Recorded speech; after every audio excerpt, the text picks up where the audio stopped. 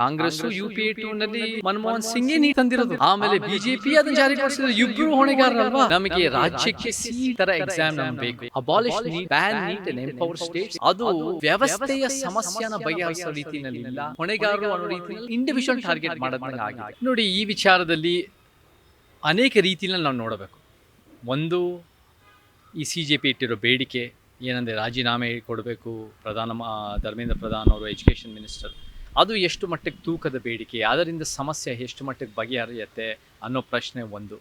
ಎರಡನೇದು, 20 ದಿನ ಆದರೂ ಕೂಡ ಒಂದು ರೀತಿ ಈ ಒಂದು ಹೋರಾಟಕ್ಕೆ ಯಾವುದೇ ರೀತಿ ಸ್ಪಂದನೆ ಮಾಡದೆ, ಅದಾದಮೇಲೆ ದೊಡ್ಡ ಪ್ರಮಾಣದಲ್ಲಿ ಪೊಲೀಸ್ ಲಾಠಿ ಚಾರ್ಜ್ ಮಾಡಿ, ಬ್ರೂಟಲ್ ಲಾಠಿ, ಟೀರ್ ಗ್ಯಾಸ್ ಎಲ್ಲ ಬಳಸಿ ಈ ಸರ್ಕಾರದ ಒಂದು ದಬ್ಬಾಳಿಕೆ, ಅದು ಒಂದು ಕಡೆ. ಮೂರನೇದು, ಈ ಸಮಸ್ಯೆ ಏನು, ನೀಟಿನ ಸಮಸ್ಯೆ ಬರೀ ಸೋರಿಕೆನಾ ಅಥವಾ ನೀಟ್ ಅನ್ನೋ ಪರಿಕಲ್ಪನೆಯೇ ಸಮಸ್ಯೆ ಇದೆಯಾ ಅನ್ನೋದು ನಾವು ಅರ್ಥ ಮಾಡ್ಕೋಬೇಕು. ಸೊ ಇದು ಭಾಳ ಅನೇಕ ಡಿಮೆನ್ಷನ್ಸಲ್ಲಿ ಬರ್ತಾ ಇದೆ. ನಾನು ಯಾವುದು ಮಾತಾಡೋಕ್ಕೆ ಇಷ್ಟಪಡ್ತೀನಿ ಅಂದರೆ, ನಮಗೆ ನೀವು ಕೇಳಿರೋ ಪ್ರಶ್ನೆಗೆ ನೀವು ಹೌದು, ಶಿಕ್ಷೆ ಏನು ನಮಗೆ ಸೋರಿಕೆ ಆದರೆ ಶಿಕ್ಷೆ ಅನ್ನೋದು ಒಂದು. ಬಟ್ ನೀವು ನಿಜವಾಗ್ಲೂ ಸೋರಿಕೆ ಆಗದೆ ನೋಡ್ಕೋಬೇಕು. ಮತ್ತು ನೀಟಿನ ಸಮಸ್ಯೆನ ಬಗೆಹರಿಸಬೇಕು ಅಂದರೆ ನಮ್ಮ 2017 ದ್ರಾವಿಡ ಕಡೆಯಿಂದ ಬಂದಿರೋ, ನಮ್ಮ ದ್ರಾವಿಡ ಸಿದ್ಧಾಂತದಿಂದ ಬಂದಿರೋ ಬೇಡಿಕೆಯೇ ಪರಿಹಾರ. ಅದೇನೆಂದರೆ ಅಬಾಲಿಷ್ ನೀಟ್, ಎಂಪವರ್ ಸ್ಟೇಟ್ಸ್. ಅಂದರೆ ಅಬಾಲಿಷ್ ನೀಟ್, ಎಂಪವರ್ ಸ್ಟೇಟ್ಸ್ ಅಂದರೆ ನಾವು ಫಸ್ಟು ನೀಟಿನ ಮೂಲ ಅರ್ಥ ಮಾಡ್ಕೋಬೇಕು. ಇಲ್ಲಿ ಏನಾಗ್ಬಿಟ್ಟಿದೆ ಅಂದರೆ, ಈ ಒಂದು CJPಯ ಹೋರಾಟದಲ್ಲಿ ಅದು ವ್ಯವಸ್ಥೆಯ ಸಮಸ್ಯೆನ ಬಗೆಹರಿಸೋ ರೀತಿಯಲ್ಲಿಲ್ಲ, ವ್ಯಕ್ತಿನ ಒಂದು ರೀತಿ ಅವರೇ ಜವಾಬ್ದಾರರು, ಅವರೇ ಹೊಣೆಗಾರರು ಅನ್ನೋ ರೀತಿಯಲ್ಲಿ ಇಂಡಿವಿಜುವಲ್ ಟಾರ್ಗೆಟ್ ಮಾಡೋದಂಗೆ ಆಗಿದೆ. ಅದರಿಂದ ಸಮಸ್ಯೆಗಳು ಎಷ್ಟೋ ಸಲ ಬಗೆಹರಿಯಲ್ಲ. ಒಂದು ವ್ಯಕ್ತಿ ಇಟ್ ಬಿಕಮ್ಸ್ ಎಷ್ಟೋ ಸಲ ಮುಂಚೆ ಬ್ಲಡ್ ಲಸ್ಟ್ ಅನ್ನೋ ಇದು ಒಂಥರ ರಿಸೈನ್ ಲಸ್ಟು, ನಮಗೆ ರಾಜೀನಾಮೆ ಬೇಕು. ಒಂದು ಮಾತಿದೆ ಇಂಗ್ಲೀಷ್ನಲ್ಲಿ, ಯಾವಾಗ ಬಹುಸಂಖ್ಯಾತರು ಒಂದು ಕಡೆ ನಿಂತಿದ್ದಾಗ ನೀವು ಅದೇ ಕಡೆ ನಿಂತಿದ್ದರೆ ನೀವು ಒಂದು ಸ್ವಲ್ಪ ನಿಂತು ಯೋಚನೆ ಮಾಡಬೇಕು, ನಾನು ಹೇಳ್ತಾ ಇದ್ದು ಸರಿನಾ ಅಂತ. ಸೊ ಇವಾಗ ಏನಾಗುತ್ತೆ ಅಂದರೆ, ನಮಗೆ 2010ರಲ್ಲಿ ಮನಮೋಹನ್ ಸಿಂಗ್ UPA 2 ಸರ್ಕಾರ ಸೆಂಟ್ರಲೈಸ್ ಮಾಡಬೇಕು ಈ ನೀಟ್ ಅನ್ನೋ ಉದ್ದೇಶದಲ್ಲಿ. ನಮಗೆ ಅದಕ್ಕಿಂತ ಮುಂಚೆ CET ಈ ಥರ ರಾಜ್ಯ ಮಟ್ಟದಲ್ಲಿತ್ತು. ರಾಜ್ಯದ ಒಂದು ರೀತಿ ಮೆಡಿಕಲ್ ಆಸ್ಪಿರೆಂಟ್ಸ್ಗೆ ಪ್ಲೇಸ್ಮೆಂಟ್ ಕೊಡೋರು, ಎಕ್ಸಾಮ್ ಕೊಡೋದು, ಸಾಮಾಜಿಕ ನ್ಯಾಯ ದೃಷ್ಟಿನಲ್ಲಿ ಪ್ರಾಮಾಣಿಕ ಪ್ರಯತ್ನ ಮಾಡೋದು. ಬಟ್ ಅದನ್ನು ಮನಮೋಹನ್ ಸಿಂಗ್ ಸರ್ಕಾರ 2010ರಲ್ಲಿ ಅದನ್ನು ಒಂದು ನೀಟ್ ಅನ್ನೋ ಪರಿಕಲ್ಪನೆ ಪ್ರಪೋಸ್ ಮಾಡಿ, 2013ರಲ್ಲಿ ಅದು ಫಸ್ಟ್ ಒಂದು ರೀತಿ ಟೆಸ್ಟಿಂಗ್ ಅದ ರೀತಿ ಶುರುವಾಗಿ, 2016ರಲ್ಲಿ ಅಧಿಕೃತವಾಗಿ ಜಾರಿಗೊಳಿಸಿರೋ ಪ್ರಧಾನಮಂತ್ರಿ ಮೋದಿಯವ್ರ ಸರ್ಕಾರ ಅದು ಒಂದು ನೀಟನ್ನು ಕಾರ್ಯರೂಪಕ್ಕೆ ಬಂತು. ಸೊ ಇದು ಕಾಂಗ್ರೆಸ್ ಸರ್ಕಾರ, BJP ಸರ್ಕಾರ ಕೇಂದ್ರದಲ್ಲಿ ಇಬ್ಬರೂ ಕೂಡ ಸೆಂಟ್ರಲೈಸೇಷನ್ ಮಾಡಬೇಕು ಅನ್ನೋ ಉದ್ದೇಶದಲ್ಲಿ ಈ ನೀಟನ್ನು ಶುರು ಮಾಡಿ, ಇದರಿಂದ ಏನಾಗಿದೆ ಅಂದರೆ, ಸೆಂಟ್ರಲೈಸೇಷನ್ ಆದಾಗ ಯಾರ್ಯಾರು ದುಬಾರಿ ಒಂದು ಕೋಚಿಂಗ್ ತೊಗೊತಾರೋ, ಯಾರ್ಯಾರು ಒಂದು ರೀತಿ ಓವರಾಲ್ ಒಂದು ಎಷ್ಟೋ ಹಲವಾರು ತಲೆಮಾರಿಂದ ಶಿಕ್ಷಣ ಪಡೆದಿರ್ತಾರೋ, ಯಾರ್ಯಾರು ಸವಲತ್ತು ಆಗಲೇ ಪಡೆದಿರ್ತಾರೋ ಅವ್ರಿಗೆ ಅನುಕೂಲ ಆಗುತ್ತೆ. ಆಮೇಲೆ ನಾರ್ತ್ ಇಂಡಿಯಾ ಬೇಸಿಸ್ನಲ್ಲಿ ಒಂದು ರೀತಿ ಅವರ ಒಂದು ಓವರಾಲ್ ಡಿಸಿಷನ್ ಮೇಕರ್ಸ್ ಆ ರೀತಿ ಆಗತ್ತೆ, ಕೇಂದ್ರ ಡೆಲ್ಲಿ. ಆದರೆ ನಮಗೇನು ಬೇಕು ಮುಖ್ಯವಾಗಿ ಅಂದರೆ, ನಮಗೆ ಅಬಾಲಿಷ್ ನೀಟ್, ಬ್ಯಾನ್ ನೀಟ್ ಮತ್ತು ಎಂಪವರ್ ಸ್ಟೇಟ್ಸ್ ಅಂದಾಗ ರಾಜ್ಯಗಳು ಏನು ಮಾಡಬೇಕು ಅಂದರೆ, ಅವರು ಆ ನೀಟ್ ವಿಚಾರದಲ್ಲಿ ಸಾಮಾಜಿಕ ನ್ಯಾಯ, ಶೈಕ್ಷಣಿಕ ನ್ಯಾಯ, ಯಾರು ಒಂದು ಶಿಕ್ಷಣದ ವಂಚಿತ ಕುಟುಂಬದಿಂದ ಬರ್ತಾರೋ, ಪಬ್ಲಿಕ್ ಎಜುಕೇಷನಿಂದ ಬಂದಿರ್ತಾರೋ, ನಮಗೆ ಗ್ರಾಮೀಣ ಭಾಗದಿಂದ ಬಂದಿರ್ತಾರೋ, ನಮ್ಮ ಬಹುಜನ್ ದಮನಿತ ಸಮುದಾಯಗಳಿಂದ ಬಂದಿರ್ತಾರೋ, ಇದೆಲ್ಲ ಕೂಡ ಒತ್ತು ಕೊಟ್ಟು ಮೆಡಿಕಲನ್ನು ಆಸ್ಪಿರೆಂಟ್ಸ್ಗೆ ಪ್ಲೇಸ್ಮೆಂಟ್ ಕೊಡಬೇಕು. ಅವರಿಗೆ ಆ ರೀತಿ ಎಕ್ಸಾಮ್ಗಳು, ಅವರು ಆ ರೀತಿಯ ಜಾಬ್ನ ಒಂದು ತಯಾರಿ ಮಾಡೋಕ್ಕೆ ಎಲ್ಲ ರೀತಿ ರೆಡಿ ಮಾಡಬೇಕು. ನಮಗೆ ಭಾಳ ಮುಖ್ಯವಾಗಿ ಈ ಪ್ರಜಾಪ್ರಭುತ್ವದ ಪರಿಕಲ್ಪನೆಯೇ ಒಕ್ಕೂಟದ ವ್ಯವಸ್ಥೆ. ಈ ನಾವು ನಿಜವೂ ರಾಜ್ಯಗಳಿಗೆ ಒಂದು ರೀತಿ ಅವಕಾಶಗಳು ಮಾಡಿಕೊಟ್ಟಷ್ಟು, ರಾಜ್ಯಗಳನ್ನು ಎಂಪವರ್ ಮಾಡಿ ಬಲಿಷ್ಠ ಮಾಡಿದಷ್ಟು ಪ್ರಜಾಪ್ರಭುತ್ವಕ್ಕೆ ಒಳ್ಳೆಯದು. ಸೊ ಈ ಇಡೀ ಈ ಒಂದು CJP ಹೋರಾಟ ಅನ್ನೋದು ಏನು, ನೀಟು ಸೋರಿಕೆ, ಇದೆಲ್ಲ ಕೂಡ ಸಮಸ್ಯೆ ವಿಚಾರ ಬಂದಿತ್ತಲ್ಲ, ಇದೆಲ್ಲ ಕೂಡ ನಿಜವಾದ ಮೂಲ ಪರಿಹಾರನೇ ನಮ್ಮ ದ್ರಾವಿಡವಾದ ಹೊರತು ಧರ್ಮೇಂದ್ರ ಪ್ರಧಾನ್ ರಾಜೀನಾಮೆನೋ ಇದೋ ಅದೋ ಅವ್ರು ರಾಜೀನಾಮೆ ಕೊಡ್ತಾರೋ ಬಿಡ್ತಾರೋ, this is inconsequential, it's a weak demand. So ನಿಜವಾಗ್ಲೂ ಈ ಒಂದು ಹೋರಾಟ ಮಾಡಿರೋರು ಒಳ್ಳೆಯ ಉದ್ದೇಶದಿಂದನೇ ಮಾಡಿದ್ದಾರೆ, ಕಷ್ಟಪಟ್ಟಿದ್ದಾರೆ, ಧೈರ್ಯ ತೋರಿಸಿದ್ದಾರೆ, ಕಾಳಜಿ ವಹಿಸಿದ್ದಾರೆ, ಅದೆಲ್ಲ ನಮಗೆ ಶ್ಲಾಘಿಸ್ತೀವಿ. ಆದರೆ ಈ ನೀಟಿನ ಮೂಲ ಸಮಸ್ಯೆ ಅರ್ಥ ಮಾಡ್ಕೊಂಡಿಲ್ಲ, ಶಿಕ್ಷಣದ ವ್ಯವಸ್ಥೆನ ಪರಿಹಾರ ಹೇಗೆ ಮಾಡಬೇಕು ಅನ್ನೋ ಎಷ್ಟು ಮಟ್ಟಿಗೆ ಆಳವಾದ ಚಿಂತನೆ ಇದೆ ಅನ್ನೋ ನಮಗಿನ್ನೂ ಪ್ರಶ್ನೆಗಳು ಬರ್ತವೆ. ಸೊ ನಮಗೆ we must have state rights concurrent ಲಿಸ್ಟ್ನಲ್ಲಿ ನೀವು ಹೆಂಗೆ ನಮಗೆ education as a state right, ಅದನ್ನು ಮೆಡಿಕಲ್ ಎಜುಕೇಷನ್ ಕೂಡ CET ಥರ ನಾವು ಹೆಂಗೆ ತರ್ಬೋದು, ಅದನ್ನು ಕೂಡ ರಾಜ್ಯಗಳಿಗೆ ಹಕ್ಕು ಮಾಡ್ಬೋದು. ನೀವು ಸ್ಟೇಟ್ ಲೆವೆಲಲ್ಲಿ ಮಾಡಿದಷ್ಟು ಈ ಸೋರಿಕೆಯನ್ನು ಕಡಿವಾಣ ಹಾಕ್ಬೋದು. ನಿಮಗೆ ಸೆಂಟ್ರಲ್ ಇದ್ದಷ್ಟು ಅದು ಎಲ್ಲ ರೀತಿ ಅದಕ್ಕೆ ಹೋರಾಟ ಮಾಡೋಕ್ಕಾಗಲ್ಲ. ಅಲ್ಲಿ ಭಾಳ ದೊಡ್ಡ ಪ್ರಮಾಣದಲ್ಲಿ ಎಲ್ಲ ಕಡೆಯಿಂದ ದೇಶಾದ್ಯಂತ ಲಕ್ಷಾಂತರ ಜನ ಸ್ಟೂಡೆಂಟ್ಸ್ ಅಪ್ಲೈ ಮಾಡ್ತಾರೆ, ಏನೇನೋ ಸಮಸ್ಯೆ ಆಗುತ್ತೆ. ನೀವು ಸ್ಟೇಟ್ನಲ್ಲಿ ಇದ್ದಾಗ, ಲೋಕಲೈಸ್ಡ್ ಇದ್ದಾಗ ಆ ಸೋರಿಕೆನ ಕಂಟ್ರೋಲ್ ಮಾಡ್ಬೋದು, ಆ ಸೋರಿಕೆ ಆಗದೇ ನೋಡ್ಕೋಬೋದು, ತಪ್ಪಿತಸ್ಥ ಮೇಲೆ ಕ್ರಮ ತಗೋಬೋದು. You can solve the problem.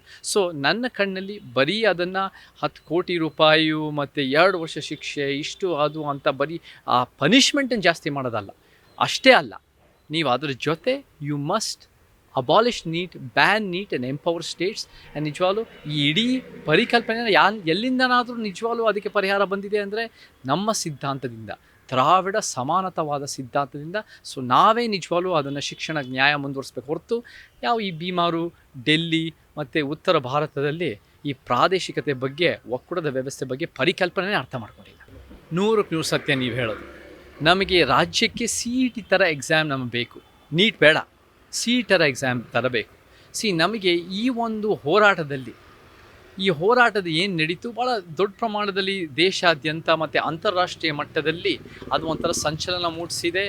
ಯುವಕರು, ಜೆನ್ಜಿಯವರಾಗಿರ್ಬೋದು, ಯುವ ಹೋರಾಟಗಾರರು, ಕಾಳಜಿಯವರು, ಈ ಕೇಂದ್ರ ಸರ್ಕಾರದ ವಿರುದ್ಧದ ಒಂದು ಆಕ್ರೋಶ ಇರೋರು ಭಾಳ ಜನ ರಸ್ತೆಗೆ ಬಂದಿದ್ದಾರೆ, ಹೋರಾಟ ಮಾಡಿದ್ದಾರೆ, ಗಟ್ಟಿಯಾಗಿ ನಿಂತಿದ್ದಾರೆ. ಅದಕ್ಕೆ ನಾವು ಹೆಮ್ಮೆ ಪಡೆಯೋ ವಿಚಾರ. ಆದರೆ ಎಲ್ಲ ಹೋರಾಟಗಳು ಸರಿಸಮಾನ ಅಲ್ಲ. ಕೆಲವು ಹೋರಾಟ ನೀವು ನೋಡಬೇಕು ಅಂದರೆ ಆ ಕೇಂದ್ರ ಸರ್ಕಾರನೂ ಕೂಡ ಅನೇಕರ, ಪ್ರಧಾನಮಂತ್ರಿ ವಾಜಪೇಯಿ ಅಂಥವರು ಅವರು ಕೂಡ ಹೋರಾಟದ ಹಿನ್ನೆಲೆಯಿಂದ ಬಂದಿದ್ದಾರೆ. ಆದರೆ ಅವರ ಹೋರಾಟಗಳು ಹೆಚ್ಚು ಖಾಸಗೀಕರಣದ ಪರ ಹೋರಾಟ. ಸೊ ಹೋರಾಟ ಮಾಡಿದರೆ ನಿಜ, ಆದರೆ ಎಷ್ಟು ಮಟ್ಟದ ತೂಕದ ಹೋರಾಟ ಅಂತ ಪ್ರಶ್ನೆ ಬರುತ್ತೆ. ಅದೇ ರೀತಿ CJP ಮತ್ತು ಇವರು ಕೂಡ ಹೋರಾಟ ಮಾಡಿದ್ದಾರೆ, ಸೋನಮ್ ವಾಂಗ್ಚಕ್ ಅವರು ಮತ್ತು ಅನೇಕರು. ಆದರೆ ಆ ಬೇಡಿಕೆ ಎಷ್ಟು ಮಟ್ಟದ ತೂಕ ಇದೆ. ಮತ್ತು ಇವತ್ತಿಗೂ ಕೂಡ ಪಾರ್ಲಿಮೆಂಟಲ್ಲಿ ಚರ್ಚೆ ಆಗ್ತಾ ಇರೋದು ಏನಂದರೆ ಬೇರೆ ಬೇರೆ ಆ ಸೋರಿಕೆ ಬಗ್ಗೆ ಇದು ಅದು ಅಂತ ಚರ್ಚೆ ಆಗ್ತಾ ಇದೆ ಹೊರತು ಮೂಲ ಸಮಸ್ಯೆ ಆದ ನೀಟೇ ಸಮಸ್ಯೆ ಅನ್ನೋದನ್ನು ಅರ್ಥೈಸ್ಕೊಳ್ತಾ ಇಲ್ಲ. ಸೊ ಅದಕ್ಕೆ ನಾವು ನಿಜವಾಗ್ಲೂ ಆ ಸಮಸ್ಯೆನ ಬಗೆಹರಿಸಬೇಕು ಅಂದರೆ ನಮಗೆ ಪ್ರಾದೇಶಿಕ ನ್ಯಾಯ ತರಬೇಕು ಅಂದರೆ ಪ್ರಾದೇಶಿಕ ಪಕ್ಷ ಬೇಕು. ನಮ್ಮ ಕರ್ನಾಟಕದೇ ಒಂದು ಪ್ರಾದೇಶಿಕ ಶಕ್ತಿ, ಒಂದು ಸಮಾಜದ ಶಕ್ತಿ, ಒಂದು ಸಂವಿಧಾನದ ಶಕ್ತಿ. ಆ ಶಕ್ತಿ ನಿಜವಾಗ್ಲೂ ನಮ್ಮ ರಾಜ್ಯದ ಯುವಕರಿಗೆ, ನಮ್ಮ ರಾಜ್ಯದ ವಿದ್ಯಾರ್ಥಿಗಳಿಗೆ, ನಮ್ಮ ರಾಜ್ಯಕ್ಕೆ ಶೈಕ್ಷಣಿಕ ನ್ಯಾಯಕ್ಕೆ, ನಮ್ಮ ರಾಜ್ಯಕ್ಕೆ ಒಂದು ಉದ್ಯೋಗ ಬೆಳವಣಿಗೆ, ಎಲ್ಲ ರೀತಿಯ ಅಭಿವೃದ್ಧಿಗೆ, ಅಂಥದಕ್ಕೆ ಕಾಳಜಿಯಿಂದ ಕೆಲಸ ಮಾಡೋ ಒಂದು ರಾಜ್ಯ ಮಟ್ಟದ ಶಕ್ತಿ ಬೇಕಾಗತ್ತೆ, ಪ್ರಾದೇಶಿಕ ಪಕ್ಷ ಬೇಕಾಗತ್ತೆ. ಅದರಿಂದ ನಾವು ಪ್ರಾದೇಶಿಕ ನ್ಯಾಯ ಒದಗಿಸ್ತಾ ಈ ಕೇಂದ್ರ ಸರ್ಕಾರ, ಈ ಡೆಲ್ಲಿ ಬೀಮಾರು, ಈ ಮನುವಾದಿಗಳು, ಯಾಕಂದರೆ ಯಾರು ಈ ದೊಡ್ಡ ಮಟ್ಟದ ಈ ಒಂದು ರೀತಿ BJPನೇ ಶತ್ರು ಅಂತ ನೋಡ್ತಾ ಇದ್ದಾರೆ ಅಂದರೆ BJP ವಿರೋಧ ಶಕ್ತಿಗಳು. ಇಲ್ಲೊಂದು ಬೈನರಿ ಇದೆ, ನಾನು BJP ಪರ, ನಾನು BJP ವಿರೋಧ, ಹಂಗೆ ನೋಡೋಕ್ಕಾಗಲ್ಲ. ಅಷ್ಟು ಅತಿ ಸರಳೀಕರಣ ಮಾಡೋಕ್ಕಾಗಲ್ಲ. ಕಾಂಗ್ರೆಸ್ಸು UPA 2ನಲ್ಲಿ ಮನಮೋಹನ್ ಸಿಂಗೇ ನೀಟ್ ತಂದಿರೋದು, ಆಮೇಲೆ BJP ಅದನ್ನು ಜಾರಿಗೊಳಿಸಿದ್ರು. ಇಬ್ಬರು ಹೊಣೆಗಾರರಲ್ವಾ. ಮತ್ತು ಕಾಂಗ್ರೆಸ್ಸು ಎಷ್ಟೋ ಸರಿ ತಮಿಳುನಾಡಿನ ದ್ರಾವಿಡವಾದ ಒಂದು ರೀತಿ ಬಂದಾಗ, CET ಥರ ಬಂದಾಗ, ನಮ್ಮ ಕರ್ನಾಟಕ ಪ್ರಾದೇಶಿಕ ಬಂದಾಗ ಕಾಂಗ್ರೆಸ್ ಅದಕ್ಕೂ ಒಂದು ರೀತಿ ಜೊತೆಗೆ ಸೇರೋದು. ಇವಾಗ ಬಂದ್ಬಿಟ್ಟು ಕಾಕ್ರೋಚ್ ಜೊತೆ ಈ ರೀತಿ ಹೇಳ್ತಾ ಇದ್ದಾರೆ. ಅಂದರೆ ಎಲ್ಲಿ ಗಾಳಿ ಹೋಗುತ್ತೋ ಅದೇ ತೂರ್ಕೊಂಡು ಹೋಗ್ಬಿಡೋಣ ಅನ್ನೋ ಒಂದು ಅವಕಾಶವಾದಿತನ ನನಗೆ ಈ ಮನುವಾದಿಗಳು, ಈ ಮನುವಾದಿ ಪಕ್ಷಗಳು, ಈ BJP ವಿರೋಧಿಗಳು ಎದ್ದು ಕಾಣುತ್ತೆ ಹೊರತು ನಾವಲ್ಲ. ಅಸಮಾನತೆ ಮತ್ತು ಅನ್ಯಾಯದ ವ್ಯವಸ್ಥೆ ವಿರುದ್ಧ ಒಂದು ಅಂಬೇಡ್ಕರ್, ಪೆರಿಯಾರ್, ಕಾಂಶಿರಾಮ್, ಕುವೆಂಪುವಿನ ಸಮಾಜ ಶಕ್ತಿ ಕಟ್ಟಬೇಕು ಅಂತ ಹೇಳಕ್ಕೆ ಇಷ್ಟಪಡ್ತೀನಿ. ಸೋರಿಕೆ ಆಗ್ದಂಗೆ ನೋಡಬೇಕು ಅಂದರೆ ಈ ನ್ಯಾಷನಲ್ ಟೆಸ್ಟಿಂಗ್ ಏಜೆನ್ಸಿ NTA ಏನಿದೆ ಅದು ನಮಗೆ ಬೇಕಾ? ನ್ಯಾಷನಲ್ ಟೆಸ್ಟಿಂಗ್ ಏಜೆನ್ಸಿ ಯಾಕೆ ಬೇಕು? ಸ್ಟೇಟ್ ಟೆಸ್ಟಿಂಗ್ ಅನ್ನೋ ರೀತಿಯಲ್ಲಿ ಮಾಡಬೇಕು.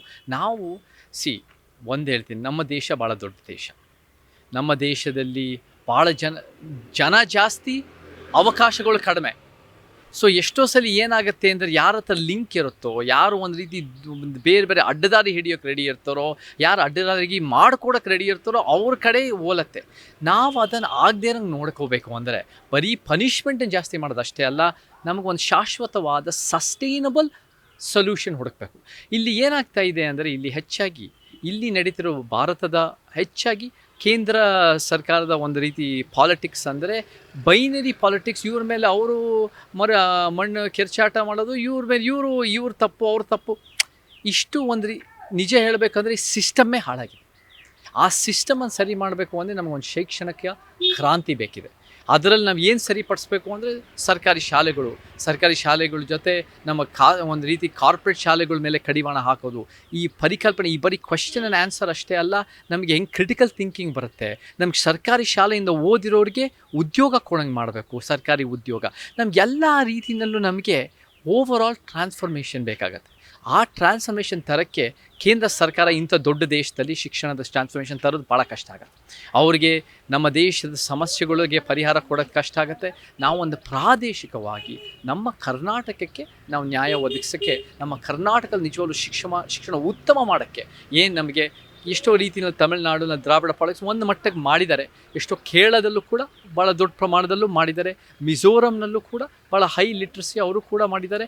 ನಮ್ಮ ಕರ್ನಾಟಕ ಇವರೆಲ್ಲಕ್ಕಿಂತ ಮಾದರಿ ರಾಜ್ಯ ಆಗಂಗೆ ನಾವು ಶಿಕ್ಷಣದ ನ್ಯಾಯ ಒದಗಿಸೋದು ಭಾಳ ಮುಖ್ಯ ಆಗುತ್ತೆ.